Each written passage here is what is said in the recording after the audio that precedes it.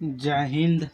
आज हम लोग देखने वाले हैं संज्ञा क्या है, संज्ञा के भेद कितने हैं, सभी का परिभाषा उदाहरण सहित। चलिए स्टार्ट करते हैं वीडियो को। संज्ञा संज्ञा इंग्लिश में बोलेंगे तो नाउन। संज्ञा किसी व्यक्ति, वस्तु या स्थान के नाम को संज्ञा कहते हैं। संज्ञा ये तो परिभाषा हो गया। संज्ञा मतलब दुनिया में किसी का भी नाम हो वो सब संज्ञा है, यानी नाउन है। दुनिया में चाहे राम हो, रहीम हो, कुछ भी हो, जिसका ना कोई जिसका नाम है वह क्या कहलाता है? संज्ञा कहलाता है। जैसे अर्थ के विचार से संज्ञा के 5 भेद हैं। अब अर्थ के विचार से संज्ञा के 5 भेद हैं। ठीक, अब देखिए 5 भेद कौन कौन है?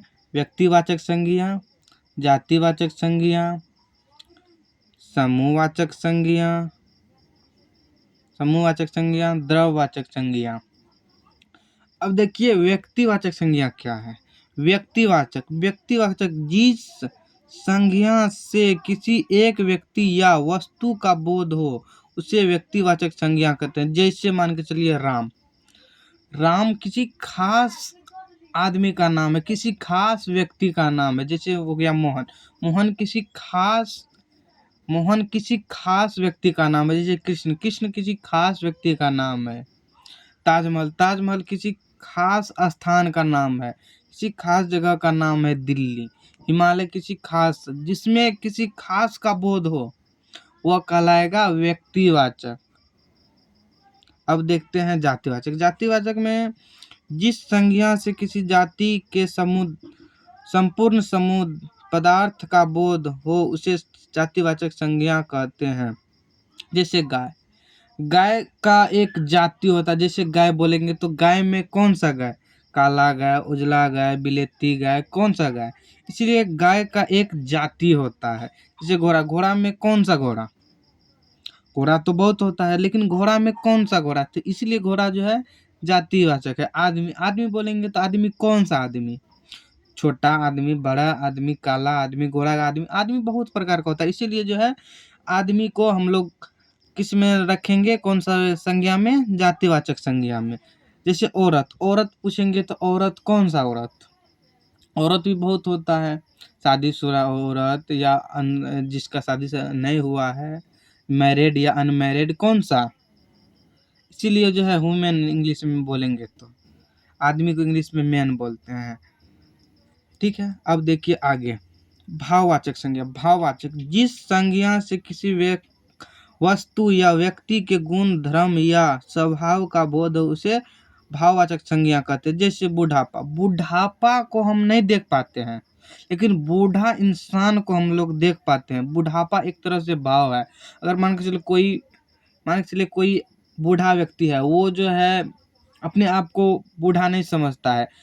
आप लोग देखते होंगे जो कोई आदमी बूढ़ा हो जाता है फिर भी जो है वो रनिंग, एक्सरसाइज, ये सब तरह तरह का एक्टिविटी जो है करते रहता है, तो वो अपने आप को बूढ़ा नहीं मानता। एक तरह से भाव है, उसके अंदर में भाव खत्म हो गया। इसीलिए जो है बुढ़ापा क्या है? भाववाचक संज्ञा। चतुराई किसी के चेहरे पर जो है चतुराई लिखा नहीं रहता है, उसे देख कर उसके सामने में आसपास रह के जो है उसे परखा जाता है। जो हाँ ये चतुराई मतलब चतुर है कि नहीं। चतुराई मतलब होता है चालाक आदमी, जो चतुराई करने में तेज हो, जिसको इंटेलिजेंट बोलते हैं, उसे कहते हैं चतुराई।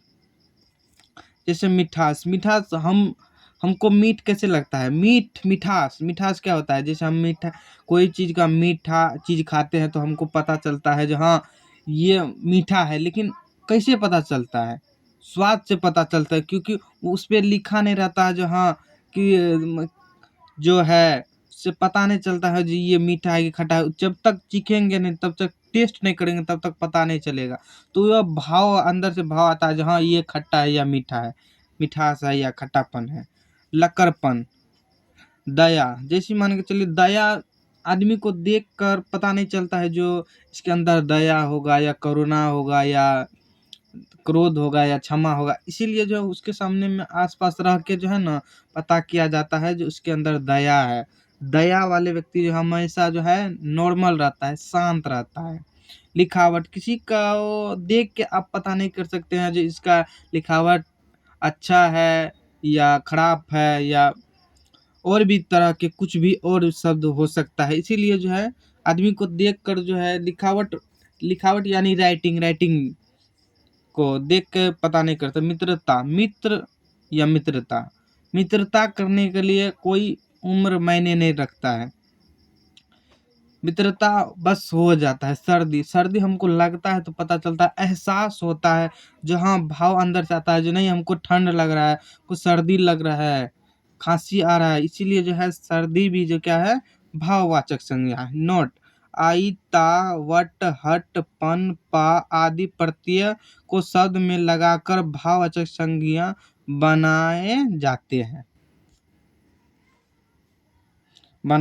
हैं। आई, ता, वट, हट, पन, पा आदि प्रत्यय को शब्दों में लगाकर भाववाचक संज्ञा शब्द बनाए जाते हैं। अब आ जाते हैं समूहवाचक संज्ञा। समूहवाचक संज्ञा